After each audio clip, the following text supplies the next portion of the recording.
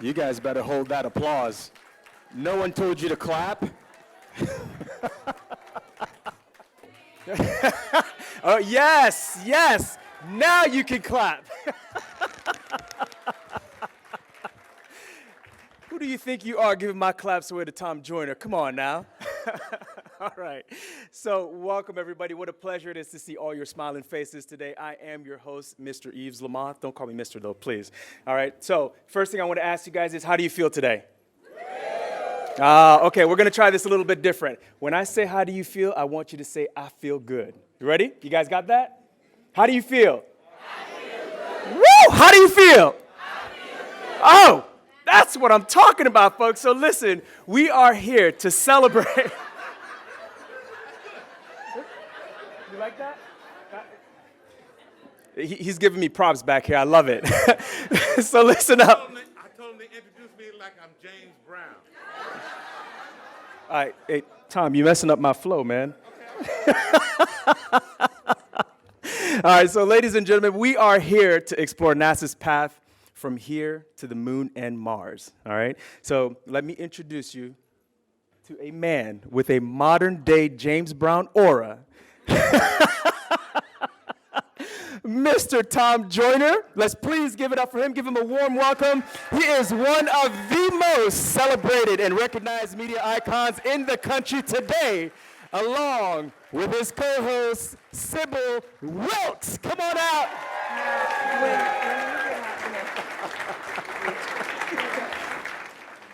Hey, don't give all the claps up now, all right? So because we have more. We have a distinguished panel here with us, all right? A lot of the faces that you guys know around the center. Let's please give it up for Mr. Charlie Bolden, our former NASA administrator, retired United States Marine Corps General, and former astronaut. How about Mr. Winston Scott, retired U.S. Navy captain and former NASA astronaut? Come on out, Ms. Barabra Brown, our KSC Chief Technologist.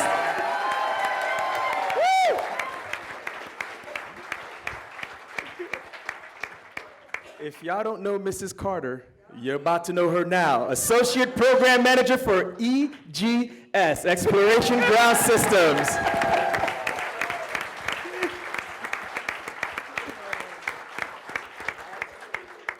So listen, folks, we are getting ready to hear some fabulous words from our distinguished panel here. I had to make sure I didn't forget anybody.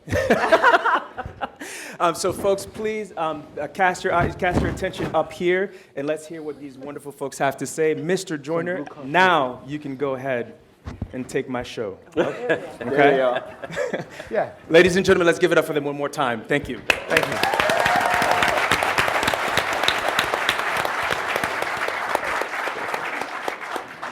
Thank you for having me. It is indeed an honor, a real big honor. Thank you. I've TJMS 25 years at the time doing a morning show. I can't remember how long it was, but it was a long time ago that we came here. Sybil, what, 15 years? At maybe? least. At least 15 years ago. Things have changed a lot, and I'm glad to be back here. This is a thrill for me. Thank you. This will be a highlight of my 25 years of the show. Thank you.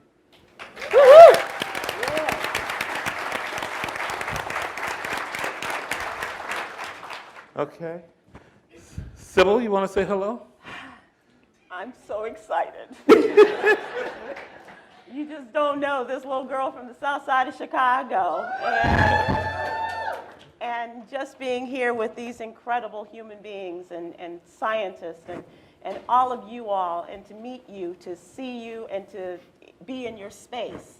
As I was telling people on the air this morning, my mom spent a lot of money on Tang and space sticks for me growing up, because that's what I wanted to do. And I remember being at my grandparents' house in Kansas City, Kansas, in July of 1969 and watching the landing on the moon.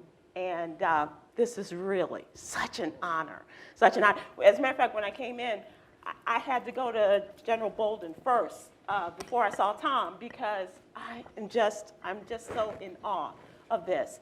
And we've had some great moments on the Tom Dorner Morning Show. But one of those also is when we talked to the astronauts who were in space back in 2009. Yeah. And they moonwalked for us. On Kind of radio. loses something That's in the right. translation on radio, but you can figure it, it was very special. And to see these brilliant black women who are here. And out there. And of course, Captain Scott, we have an opportunity to, I get to see him at the family reunion and to watch all of the people that just come in and are such awe of him. And as he said, all generations, but it's something about seeing those little kids and just taking a look and hearing his stories and knowing the possibilities that are extended to them now. It truly is an honor, and I thank you all for this. I really do. Thank you.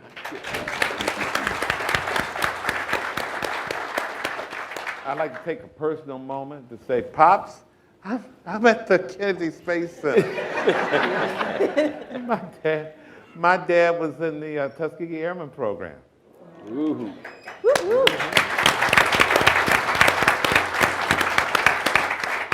And I have a Tuskegee Airman bomber jacket, but it's way too hot for that. But I brought it anyway. And I'm a son of the of Moulton Field, where the Tuskegee Airmen program was located. My mom was also there. That's where they hooked up. She was the secretary for one of the commanders at the Tuskegee Airmen program, and my dad didn't make it. He was in the third class of 11, and only 3 made it. He was part of the 7 that didn't make it, and it was the third class. And after he washed out, he hooked up with my mom, and me and my brother, and the rest is Tuskegee Sons history. And so this is very, very, very special because, 50 years ago we were watching, and my pops, he always kept flying in his, because he would land his plane on the countertop of the kitchen. It's kind of emotional for me because Pops is not here now, but I know he's watching. Yeah, so thank you so much again. All right, let's get this party started. General? Yes, sir. You the man. I'm not. No. It's a pleasure for me to be back here. It's a place that I spent a good part of my life, and I tell the people ask if you miss NASA, and I say not one bit, but I do miss the people. It is what makes us so special. And like you said, Sybil, just to look out on this crowd of exceptional people, it's just really good to be back and to be here to help continue the celebration of the legacy of Apollo, and hopefully over the next whatever we have to talk a little bit about what's going on here now that is reviving the legacy that started so many years ago, and to try to let your audience know what's going on and what has continued to go on. There's been no break, contrary to what a lot of people think. People here have been working really hard to put people back in space from just up the way there. You have to point in the right direction, I hope. So, okay, we're here to celebrate the Apollo mission, the landing on the moon. It seemed like when I was a kid, that's what everybody was talking about. Are we going to beat Russia to the moon? Are we going to do that? And then it's just like we did it. It seemed to me as a small child, and nothing happened. What happened? Well, you don't want to hear the story because it's kind of disappointing that the greatest nation in the world needed an enemy to do what we knew we should have done. And so, big words, it was a geopolitical imperative to make sure that we beat the Soviet Union and we proved our dominance. So we had to be the first to get to the moon. And the Apollo program was planned to be much longer than it was, but once it was assured that we had beat the Soviets, then people who make decisions in the little puzzle place where I live decided that they didn't need to spend that money anymore, and so we moved on to something else. And what did you move on to? Well, we eventually moved on to the space shuttle, but it took a number of years. I think everybody here knows, we had a couple of fits and starts. We did Apollo-Soyuz, which was really important, where we brought the Soviets and Americans together. We launched from here on a Saturn V and took a crew and rendezvoused with the Russians who had come up on a Soyuz. That was 1975, and then we had 3 flights of Skylab, which was our early attempt at a space station, and that went pretty well. And then we finally phased into the space shuttle program, which was incredible because it lasted 30 years. So that proved that if we set our minds to it, we can do something. The problem was we became operational, and NASA's not an operational unit. And so my big hope, people ask me what's the difference between Apollo and where we are today going to the moon. The thing is that I think NASA is out front leading not just the nation but the world in exploration. And as we learn things, we're handing them off to the private sector. We're not launching on NASA spacecraft anymore. When the next humans launch from the complex here, they'll be on commercial spacecraft owned and operated by an aeronautics company. And we'll take it like a rental car, and when we're finished, we'll take it back and say, fix the tire, it was a good car, it was a good ship, but we'll give it back to them. And when's that going to happen? Well, if all goes well, next year. We've got one flight that Boeing has to fly, a test flight. It'll be a demonstration where they fly to the International Space Station, dock it comes back, and once that's done, and then SpaceX has already done that. So SpaceX hopefully will fly their first crewed mission sometime next year, and then Boeing will fly. And then there's another little company, we may pass it, there's a little bitty company called Blue Origin that has, I think it's the second largest facility here on the site. That's really impressive, and I consider them to be like the tortoise and the hare. Everybody else is running out there. Blue Origin's kind of creeping back here, but Slow and they're launching steady. and they're doing stuff. So we've got a number of other companies. Another company called Virgin Galactic has already flown humans to space. It's like Alan Shepard did, up and down, but that's their business. It's what we call suborbital spaceflight. And they are going to fly, I believe, normal paying customers before this year is over. How much is a ticket? Well, you don't want to know. No, I'm just kidding. I don't know what. General, he's got it. He's good. But for people, you could easily get a ticket to fly on Virgin Galactic, because I actually think they're in the tens of thousands to maybe 100,000 or something like that. I think it's 200. Now, when you get to orbital space flight, 200,000? then you're talking millions. But it'll come down. Could he ride first class? Because that's really what he's accustomed to. But Tom, you'd be a real fly jock then. But You've now always you ought to talked be about asking them, because they're the ones that are making it possible. Yeah. I'm an old guy. I'm just sitting here like you. I'm watching and waiting. I want to hear Because what's I'm ready really to going on. party. And you've always said you wanted to broadcast from the moon. I So, did. yeah. I do.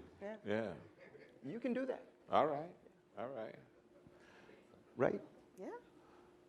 Kim Carter and Barbara Brown, I just, as I said, I am just in awe of you, because I didn't wash out as a pilot, but once I got past balancing equations in chemistry, I was pretty much done, you know what I'm saying? But I just love the possibilities, and talking to young people especially, and young black women, knowing what you all do, and the kinds of looks that you get, in talking about this, especially after the movie Hidden Figures came out. We read the book, but the movie really had such an impact. What are you saying to young people, especially those young girls who are engineers and just wanting to get into to the program here? What kind of words of encouragement and things are you telling them? Well, go ahead. Okay. Well, I say I am just like them. They are just like me. I played on the playground just like they did. I struggled a little bit maybe with algebra, but I didn't give up. I continued beyond algebra, then to trigonometry, and then to calculus, and then everything that comes after that. And so my message is, if I can do it, you can do it. I am not a superstar. I'm a regular person that will not give up to a challenge, will always strive to be the best me. And then I go a little bit deeper, and let's talk about how you think you could get there. Yeah. So I like to make them, ensure them that we're no different. We're very, very much similar, and if I can do it, they can do it. Is that true for you too, Barbara? Yeah, it's very true. I meet girls, young boys also, and a lot of them aspire, they hope, but they don't know anyone that's working for NASA. I've talked with kids, and when I travel, I'll take NASA stickers or something, and they're, first of all, in awe that I have it, and then when they find out I work for NASA, it's, how did you do it? And it's what Kim said, you just believe that you can. Yeah. And so I try to encourage them to believe, to never lower their dreams. There's always going to be people. I had lots of people telling me I couldn't. I probably at one point had more people saying you can't than you can. But my parents were always there saying whatever it is you want to do, you can do it. And they told me that I was my only limitation. So my parents believed in an A through Z plan. Plan A didn't work. It wasn't, I can't. It was, what are you going to try next? Right. And so that's what I try to instill in those youth that I meet. Just keep trying. Don't give up, like Kim said. In doing my research about you two, you're second generation, one of you is second generational NASA in your family, Ken? Okay. So your dad brought you all here. Yes, my dad's here. Actually, there's a few of us. So my dad's in IT right now, and my uncle Bill is also out here still working for NASA. They both are, actually Bill is supporting the Exploration Ground Systems program in engineering. So they are both in STEM, and before that, I believe their uncle encouraged them to come and work for NASA. And so it's a really good story to think that second generations and uncles and then great uncles, we were all here and we had this opportunity, and to share that with each other and to be able to tell those stories is really special. It really is. In general, you and Captain Scott, your sons are following or have followed in your footsteps as well, right? Mine's better than mine's a lot better than his dad was in many respects. I think he took advantage of seeing the things that I did, particularly in parenting. I tell him he is the best. He is the father I wish I had been. Wow. Yeah, he's really good. So Winston Scott. General Bolden is being modest. You know, he was a great father, great husband, and a great role model to me. You know, I was a graduate student at the Naval Postgraduate School, and in fact, I was the youngest one in the curriculum, aeronautical engineering, when Charlie Bolden was selected. I remember reading about him and just being in awe of him, and I remained that way all through my career. So he's a person that I looked up to then, person I look up to now. I'm sure your son looks up to you also. So real proud of him. My son, yes, I'm a retired Navy captain. I flew all kinds of airplanes, mostly fighters in the Navy. But my son now is selected for Navy captain. He's a fighter pilot commanding a squadron and flew missions over Afghanistan and Iraq. And he now commands an F-18 squadron out of Lemoore, California. So real proud of all these young people. Yeah. But certainly proud of my own. He couldn't get you into Top Gun, but you know. They're filming a new Top Gun movie, you may or may not know. And the unit that did the flying in the movie, my son commands that unit. So I was teasing him. I was teasing him, saying, can't you get your dad a cameo role in the new Top Gun movie? But that didn't work out. How many missions did you do, Winston Scott? I flew 2 space shuttle missions, 9 days on Endeavour, and then 16 days on Columbia. And which was your favorite? Well, you asked me that earlier. You know, both missions are really special. I suspect that no matter how many times you go, each mission is very, very special because it's so different. I say Columbia was my favorite simply because it was longer. I was up there longer. And you enjoy every moment that you're in space because you never know if you're going to get back again. So Columbia was 16 days. I enjoyed that. I did 2 spacewalks on that one. and certainly enjoyed my How UV many? days. 2 spacewalks How on that was mission. that? Unlike anything you can imagine down here. You put that big suit on and you go outside. It is a self-contained unit. So even though you're tethered to the vehicle, the suit itself is all self-contained. It's a massive suit. It weighs about 350 pounds or thereabout on Earth. In space, you have all that mass, including your body mass and your tools, to move around. So it's very difficult from a physical standpoint, but it's just, there are just no words to describe what it's like being in space, but particularly being outside in space, doing the work that you need to do. And then when you get a moment, just glancing around at the environment, you can look over and down at the Earth and see how fast you're moving over the Earth. And depending on the lighting conditions on the dark side, you can look out and see the stars, the constellations, the planets, the moon, everything is moving, appears to be moving. You're actually moving around the Earth. But because you're going so fast, your perspective on other celestial bodies changes. Just absolutely incredible. The training for that has got to be real tough to get to that moment. You know, how tough is the training? I almost quit. How many times? You know, it's just, Was pledging tougher? well, my brother's sitting here in the front, and I was going to say, we were talking about passing the torch, if you will. But as we sit here a couple of days after the 400th anniversary of, the first blacks coming to this country as slaves, what most of us got us where we are was we had a griot in the family, somebody who could talk to us about what happened before we were even born. Right. I think our job is to be the griot of what we do today, to be the griots of the space program. And I tell people, a lot of people out here in the audience will remember, I say we've got to be storytellers.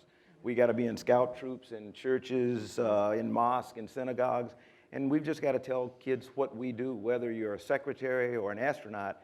It doesn't make any difference. When you say I work for NASA, let me tell you, their eyes light up and everything. They just want to know what you do. I went over down here with Gamma Nu when Ron McNair was getting ready for his first flight. I would have never been sitting here today had it not been for a reverend. He's not a reverend. he acted like it sometimes. But had it not been for the late Dr. Ron McNair kind of really making me feel small when he asked me if I was going to apply for the space program. And I said, not on your life. And he looked at me, he said, why not? I said, they'd never pick me. And he said, that's the dumbest thing I ever heard. How do you know if you don't try? And he just made me feel, I think I disappointed him, and it was like disappointing a parent. And so I picked up my pen and paper and applied. But the training was tough. But it's like anything. If it's worth doing, you got to work hard at it. In the movie Hidden Figures, they were figuring out problems on a big chalkboard. Can you do that? I mean, that was real old school. You want the real answer.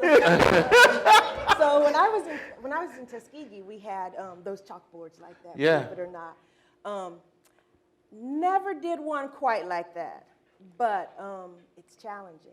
The convolution. If you had to do it, you could do it? I would have to say I could if I had to. I would figure it out. I would pull everybody that could help me to figure it out. I don't think I would do it by myself. Yeah. I don't think I would. And so when you recruit others to do what you do, Oh yeah, You we tell work them- together. We work together. In fact, when you talk about sharing and pulling people in and the outreach that we do at Kennedy Space Center, I see several people out in the audience that we do outreach together. We go back to our alma maters. We go back to the historically black colleges and universities, even the schools in our local area, and we really encourage students, and we mentor them, and we tutor them, and we show them how to work problems when they think that they are too hard to solve. And I think about that the same way I think about Taraji on that chalkboard, I'll get the help that I need, and we will solve it. I won't solve it by myself, but I'll get the help that we need. And so our message is we're going to give the other folks the help that they need. We're going to pull them along. You ladies have given them the help that they need, but would either one of you have liked to have gone up into space? Barbara, come on now. Yes, one day. And I still have an opportunity because we're going to the moon and then we're going to Mars. So I'm still within my window. So your window is still open. My window's still open. What do we need to do to help you make that happen? I'm glad she asked me. Well, I tell people sometimes if it were up to me, the West probably never would have been settled. Because, I get in my comfort zone, and if I'm happy where I am, I'm probably going to stay there. If I get bored, that's when I tend to want to launch out. I'm not bored right now. I'm having a ball. I'm loving helping people get there. I'm in awe of these two gentlemen here and all the astronauts who have that desire and the willingness and the courage to go. I'm happy to be here waving when they go and giving them a thumbs up and waving and giving a thumbs up when they come back. So probably when we get to it being a little bit more routine. You could make a reservation and get on that 12:35. Yeah, I have to travel a lot for my job, and I've had some bad flights. Okay.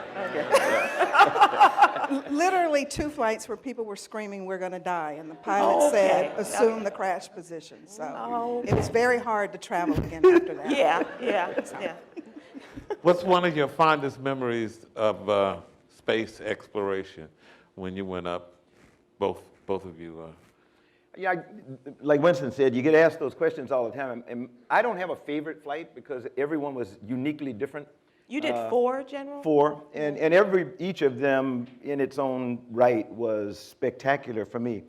I think the one that I cherished the most was my last one because I knew it was going to be my last. So everybody in the audience knows I'm a very emotional person. So it was 2 years of really, I did a lot of crying. Knowing that every time I came to the Cape to do something, I wasn't going to come down here to do that again. When I came down for the last test, what we used to call TCDT, I wasn't going to do TCDT again. What's that stand for? It's acronyms. I hate it. Terminal countdown demonstration test, where you get in the vehicle and you go right down to a simulated liftoff, and then all of a sudden something happens, and you got to jump out and go jump in a basket and go do this. Jump out of the top of the rocket? I make it sound like it's an orderly egress. You open the hatch, but the crew has to do it all by themselves because there's nobody there to help. So you practice opening the hatch. You make your way smartly around you're 195 feet up in the air, so 20 stories up. You go around the other side of the structure, and you get in these escape baskets, 3 or 4. And weren't you one of the first to do that? He's the Yes. only one. Okay. He's the only one to actually ride the basket. Well, I'm not the only one, but I was the first one to do it. Somebody else did it. But it was one of these things, like you said, we had not done it. We had not demonstrated it, and there was a time when we should have done it in a real life situation, and we were hesitant because we had never done it with people. We'd used sandbags, and people were really nervous about putting the crew at risk. It turned out to be the right decision, but the decision was made for the wrong reason. It was a good thing we didn't do an egress. But after we lost Challenger and I headed up the safety division, one of the things that I said we should never put ourselves in a situation again is that we don't do something because we're afraid, because we haven't seen it before. So I said, we're going to demonstrate this. And it took a little while to convince people, and then I did it, and then I took a fireman, and then I took a closeout crewman, and it was done. Wow. And did it take any time to convince your wife that it was okay? She didn't know. Okay. That's a good thing. That's a good thing about coming down here to train and fly and having her in Houston. It's like the first time I flew with my son. She didn't know, and and she got the word, and she was not happy. I got the lecture that night. So talk to me again, because we talked backstage about how you grabbed a satellite that was malfunctioning. Yeah, on Columbia, we took a And satellite. that had never been done before either, right? No, it had been a couple of times before. It's not something you planned for, but it had been done a couple of times before. But as you can imagine, each time is unique and it's different, and you do it as a contingency. It's not something you plan for. You do it as a result of something going wrong. Anyway, we took a satellite into space, a solar observation satellite, a Spartan 206, and our job was to deploy it. We used the shuttle's robot arm to pick it up out of the payload bay, deploy it, initialize it, then we back away, do some other stuff for 48 hours. and it was supposed to make measurements of the sun's corona. Then we were supposed to fly back up to it, grab it, put it back in the bay, and bring it home. Well, the satellite malfunctioned, and it developed very slow turn, very slow spin in space. It's 3,000 pounds, actually, 2,950 pounds. I say 3,000 pounds. About the size of a small car rotating in space. And because it was rotating, we couldn't get it with the arm. So after a lot of discussion with the ground, with mission control, and the analysis folks, it was decided the best way to get it was for my buddy and I to attempt to capture it by hand. And then over the next couple of days, we talked about it. The astronauts simulated it in the water. The Neutral Buoyancy Lab is a fancy name for the big training facility where we practice spacewalks. We practice spacewalks underwater. Yes. Okay. And anyway, they practiced that in the water, and they video linked it up to us. We discussed it, talked about it. And my buddy and I rehearsed on orbit what we were going to do and how we were going to do it. And then on the day of capture, we perched ourselves on each side of the space shuttle. Our commander flew us up to close proximity to How fast you going? 17,500, thereabouts. Sort of miles like per hour. as fast as you're driving to work every morning. Yeah, probably slower than drive. We're safer than out I-95.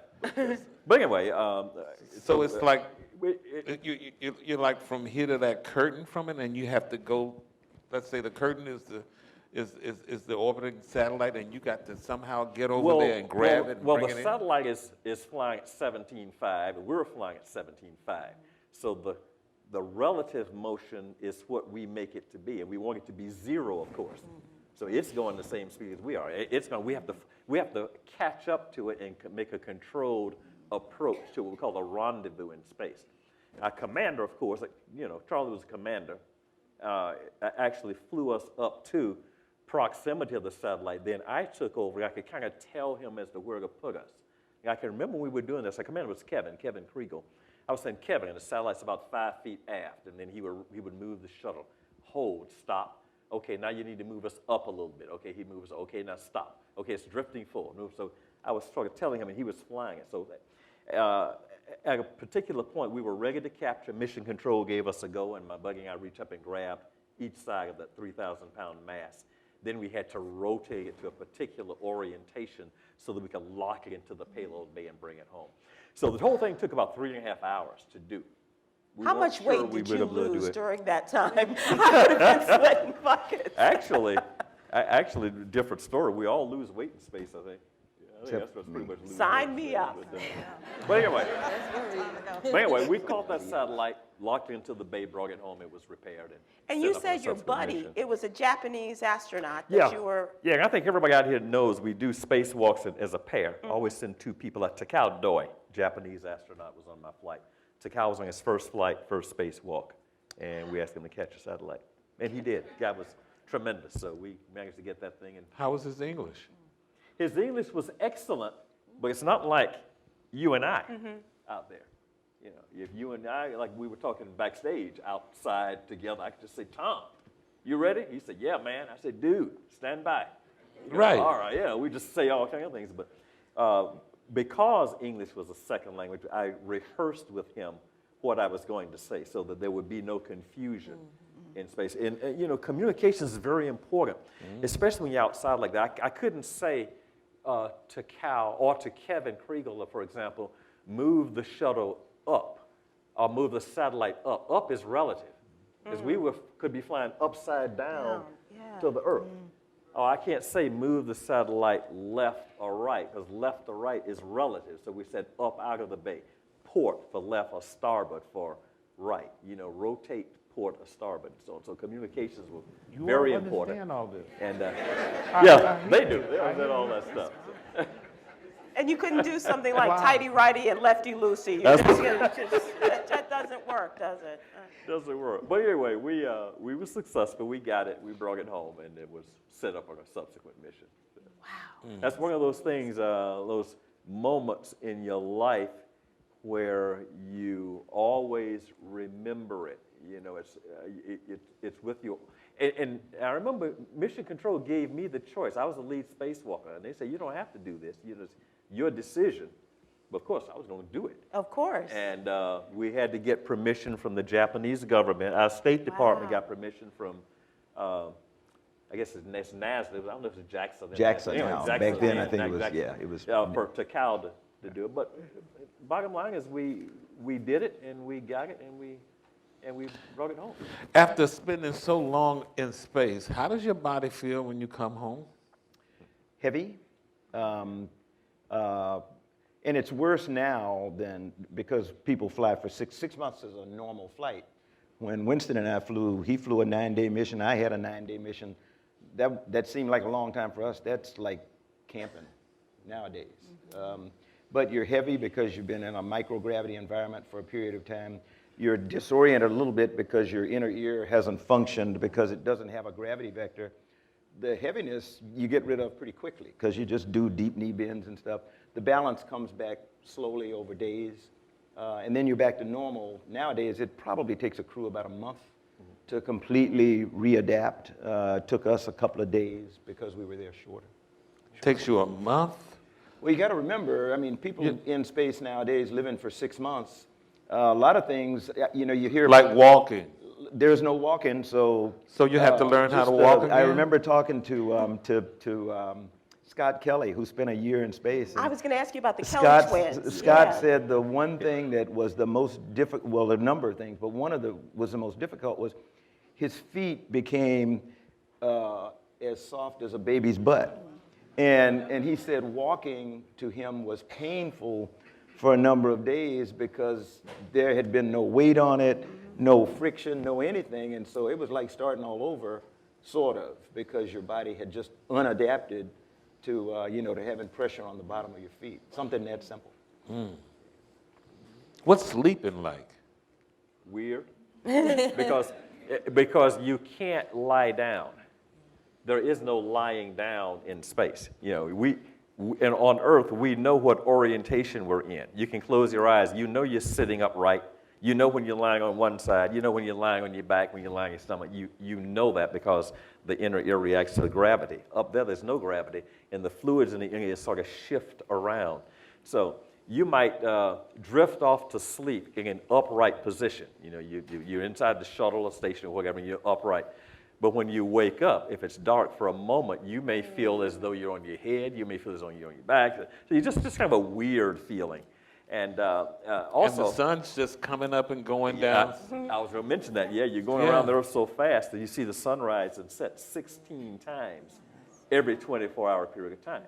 So you can't go to bed when the sun goes down and get up when the sun goes up. No. When you get ready to sleep, and everything's timelined for you, we put shades over the windows and turn the lights down, and we pretend it's nighttime. Sun's going up and down, up and down, up and down. Time to wake up, you turn the lights up, take the shades off, and you pretend it's daytime, but sun's going up and down, up and down, up and down. So sleeping And in people space do is that just, for 6 months at a 6 months time. or years, Kim 12 months sometimes. Kim and Barbara, when you go out and talk to people and you tell them, what's your technical title? And how do you explain what you do to these young people that you're talking to? I'm Kennedy Space Center's Chief Technologist. And basically what I'm here to do is help our center make sure all of the research and technology development that we do here aligns with KSC's role. Every center has some unique roles, so we just want to make sure we're doing the things that are meaningful, where we're developing technologies to support our launch environment. It may be technologies for cryogenics. It may be corrosion technologies. We do other technologies for in space, in flight, and on the surface. Everything from instruments to help us find resources when we get to the surface, converting trash in space into commodities that we can reuse. So that's what I'm trying to help guide here at the center, our participation in exploration, whether it's on the ground or whether it's in space, to the moon and beyond. That's pretty cool. Very cool. Okay, it's just me. I'm sorry. It is. It actually is true. And Kim? And so I tell folks, I work for NASA, I work at Kennedy Space Center, and I am in a program that's called Exploration Ground Systems. And what that means is we are in charge of the ground infrastructure, the VAB, LC-39, the Launch sure. Control Center, to help us as Americans get to the moon and beyond. And so we take its parts and pieces of the biggest rocket that's going to come to the center. We take it, we stack it, we launch it, and on top of that rocket sits an Orion capsule that carries astronauts. That goes up, the Orion capsule returns back to us, and then we go and get that capsule out of the ocean and bring those astronauts back home to safety. So we Just try a to tell them normal in day. those, just a normal Normal day, day. but so exciting, so exciting. And I lead the team that does that. I don't get to get down in the nitty-gritty every day, but I lead the team that does do that. So when you go home at night and you're talking to your husband or your children or whatever, and they say, honey, how was your day? Can you break that down for them to feel the excitement of what you do? Because that's pretty damn impressive, if I may say that. Yeah. So right now, for instance, it's a lot. So we have our mobile launcher out at Complex 39.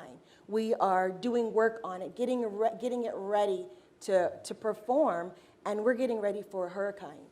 We're getting ready for a hurricane. So people, we're trying to keep our folks focused on that work. People are a little bit distracted. They're thinking about what I need to do at home to make sure my family is safe. We have folks that live on the barrier islands, and they need to know, when do I need to evacuate? And beyond that, we have to take care of Kennedy Space Center. We have to take care of our assets here. And so what we're doing today, what we talked about today, what I talk about at home to my husband is, we spent today listening to the facts, understanding what it means, what risk we're going to take, when are we going to make the call to protect that mobile launcher, move it to safety so that when this hurricane's gone, we can continue our mission. So we talk about that, and my husband Joe says, okay. He says, now what are we going to eat for dinner? All right, so let's if we can get to some closing statements, because we are running out of time, and there's some folks that really want to take some pictures with you guys. But what I will say is, Tom, that's what you get for $200,000. You know, if you buy a ticket to go to space for 6 months, you down with that? Write a check for the two of us. Right. Okay. And you go really, really fast. 6 months, yeah. Yeah. I'm getting ready to retire. I got time. 6 months, no problem. Sign me up. All right. So, did we have any other closing statements from the panel, from Tom or Sybil? I just want to know one thing. What's the ultimate goal once you get to Mars and back to the moon? What is the ultimate goal? What do you want to do? Survivability, sustainment, right? Information, research. Explore, stimulate the economy, inspire generations coming behind us. All of that. Exploration. It's going to take us a while. When we're ready to get to Mars, it takes a long time to get there. It's not a quick turnaround. Right. We're not going to be able to get there, stay 10 days, and come back. So we are going to learn, explore, do the research. And getting to the moon, that'll help us understand what resources we're going to need when we get to Mars. So we'll be able to do that research, we'll do development. Everything that you saw in The Martian, as much as I love that movie, we don't want that to happen. So we're preparing now to make sure that when we get to Mars, we can eat, we can have a nice bed to sleep in, shelter, all of that. That's what we're going to do when we get to the moon. We're going to make sure we know what we need for Mars. And Barbara said she'll be on the first flight. All right, so ladies and gentlemen, let's please give our panel and Tom and Sybil a big round of applause. Thank you. We want to thank you guys so much for coming out. Thank you. A standing ovation, yes, that's what I'm talking about.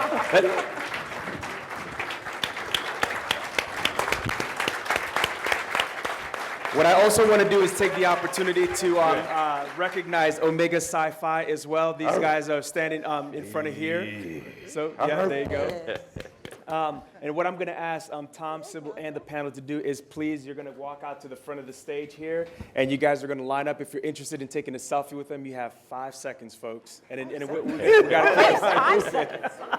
So we should move up here.